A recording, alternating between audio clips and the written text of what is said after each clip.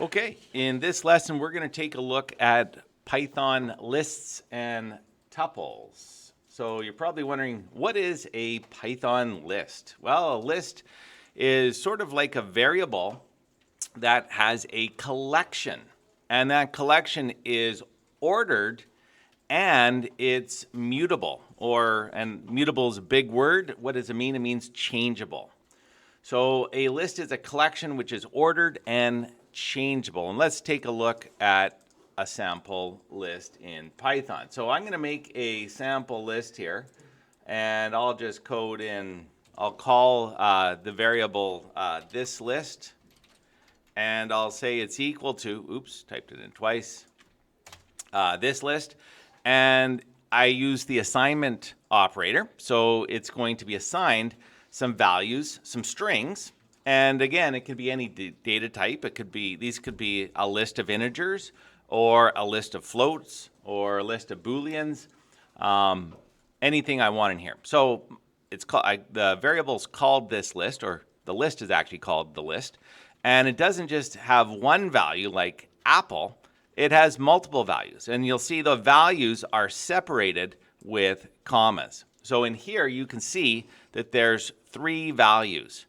The string apple, the value of the string banana, and the value of the string cherry. Okay, let me, and you'll notice to let you know that we have a list, we use the square bracket and the square bracket to end the list. So for example, let's use the print just to see what the heck we've got here. And I'll run this, and you won't be too surprised at what you see. So we're going to print this list, and what do we see? When the program runs, you see apple, banana, cherry, and square brackets. Okay, kind of what you thought.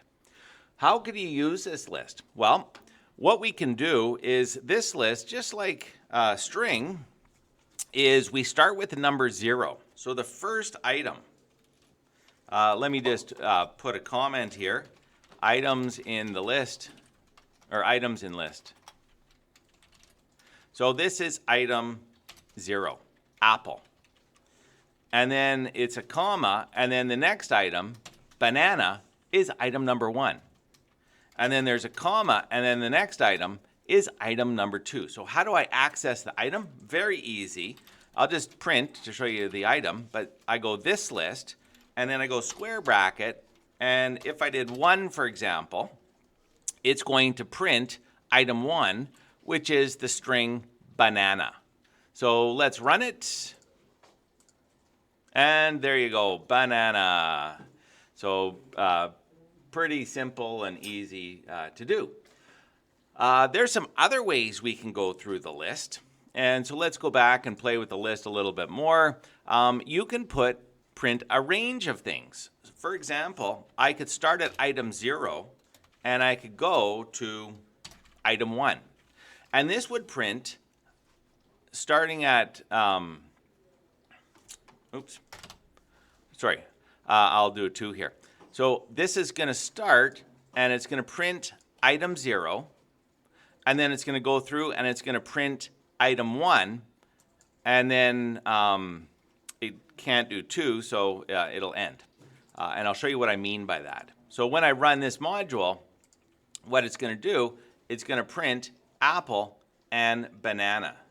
So notice it didn't print item 2, and that's because when we index it in a range, we put the starting point and we go up to but not including the ending point.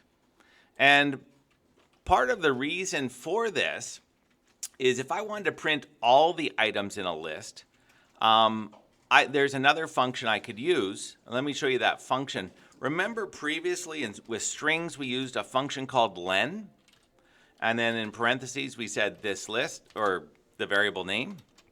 So if I want to know the length of this list, I can go the length of this list, and what you should expect is there's 1, 2, 3 items. And so let's run this and see what happens. And you'll see we get the number 3. And you say, but 2 is the last item. Yeah, remember, we count 1, 2, 3, but the computer in an array or in things like lists, it starts counting with 0 as the first item, 1 as the second item, and so forth. So in other words, if I wanted to print all the items from the beginning to the length of the list, I could go print this list, and then I want to do a range, so I'm going to print item 0, and then I'm going to go up to and print the item number up to 3, because that's the length of the list. And so this would print item 0, item 1, and item 2, because 0 and this length is the value 3. So it's going to print from 0 up to 3, but not including 3, especially because there is no 3. And it'll do 0, 1, and 2. And so let's just run it to confirm that's what we have. And you'll see that's what we have. Okay, so again, it's kind of fun. We can access items one at a time. For example, if I wanted to print this list backwards, I could print item 2. Here's one way to do this. I could print, so we can use this just like a variable. This list 2 equals item cherry. And then I could print, if I wanted to do backwards, I could print 1, and even backwards, I could print item 0, and you'll see it's going to print off cherry, then it's going to print off banana, and then apple.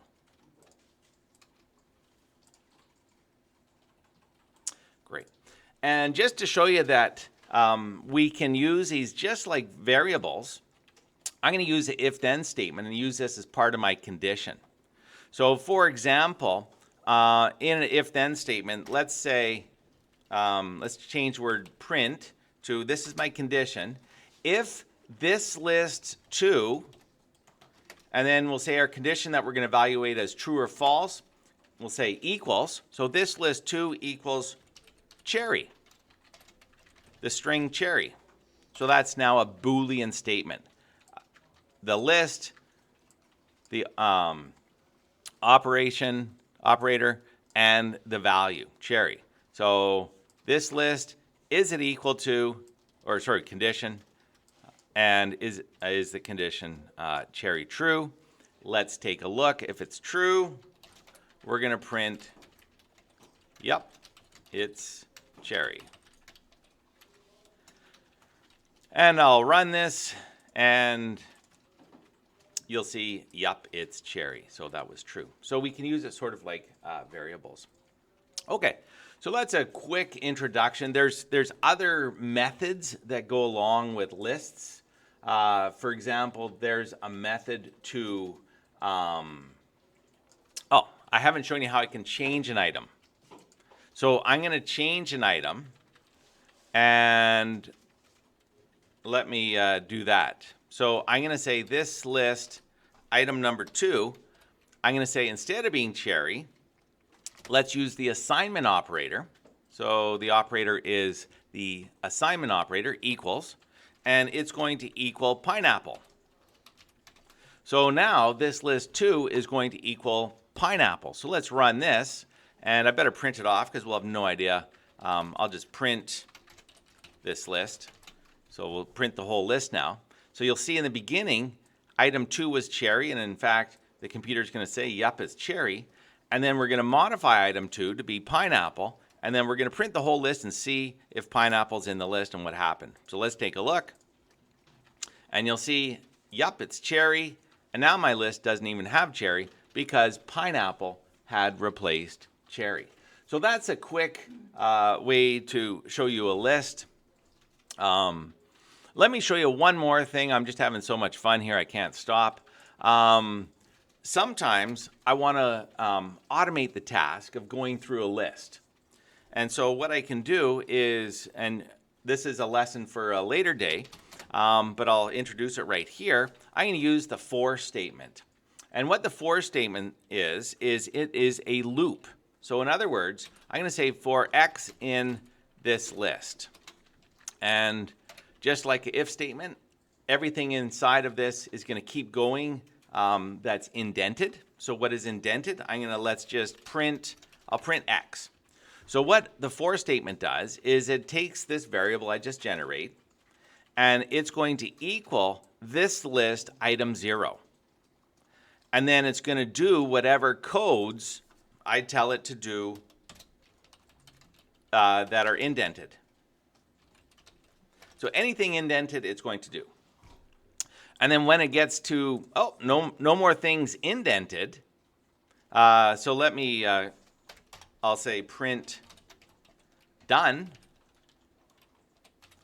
And so it's not going to print done. What it's going to do, it's going to print X, which is item 0, which is apple. The loop is going to go back to this for statement. X is now going to be the next item, item 1. And then we're going to print this list item 1. And so it's going to be banana. And then it's going to go back. And then X is going to take the last item in the list, which is item 2, which was cherry. But we've now changed it to pineapple. So we expect to see pineapple. So it's going to print apple on a line. And then it's going to loop back. It's going to print banana on a line. Then it's going to loop back and print cherry on a line. And then once it's finished, there's no more things indented. X was the last item in the list, and then it's going to be done. So if we go run, we should see an error. Oh, sloppy.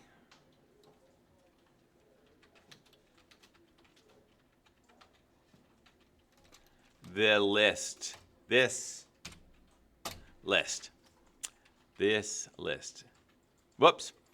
I didn't notice that I had done it. So, yep, it's cherry. So cherry was originally in the list.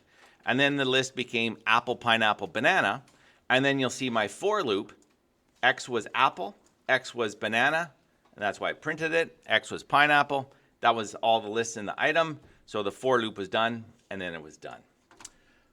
Boy, there's so many things I could do. There's also things like we could put an if statement in the list. So we can search through a list. So I could search and see if in my list cherry exists. And it doesn't, so I guess that wouldn't be a good one. Let me do banana. Or apple. And so I could say if apple, so this is again a Boolean statement that's either true or it's false. So is apple in the list? And so it reads a lot like English, which is kind of nice. So it's going to search the first item, the second item, and the third item. And if it does exist, we're going to print, yep, apple is in the fruits. But let's actually, maybe we'll do banana. No, I'm going to change this to banana. Let's make it a little harder. Is banana in the fruit list? And so I'll run it. And in fact, let me get rid of everything else here. I'm not going to modify and do the for loop. Just we'll make it simple. So our list is apple, banana, cherry. If banana's in the list, let's print bananas and run that. And it says, yes, banana is in the fruit list. And so it searched for it. So again, another item that can be useful. Finally, I should probably talk about we could append. I'm not going to run this. I'll just tell you that it exists. If I wanted to add something to the list, so now I could make a third item. I could add orange to the list, and let's print this list. So you can see I can add an item. Another thing I can do is remove an item. So I could remove, let's say, banana. So we could do something like this. And let's take a look at how those go. And you can usually do a Google search. Don't have to memorize these things. As you get using it, you'll probably use them. So you won't. So they'll be memorized. But don't forget, you can always search when you're looking for these things. Just know they exist. So here we have apple, banana, cherry. We added appended orange to it. So now orange is at the end. Then we said remove banana. So the list became apple, cherry, and orange. Okay, so that's lists. The next thing I wanted to talk about was tuples. And so let me delete all this, and we're going to do tuples. The nice thing about a tuple is very similar to a list. And basically, a tuple is just like a list, but it's immutable. In other words, you cannot change or add any items. It stays ordered. So we have item 0, item 1, item 2. But what is the difference between a tuple? We use a different bracket. And the other difference between a tuple is immutable. Cannot change it. So, as you can expect, how would you access an item? I probably don't even need to show you this because you would naturally just say, just like the other way. Oh, I called it this list. I don't want to confuse you. I'm going to call it this tuple. I'm going to put a underscore. This tuple.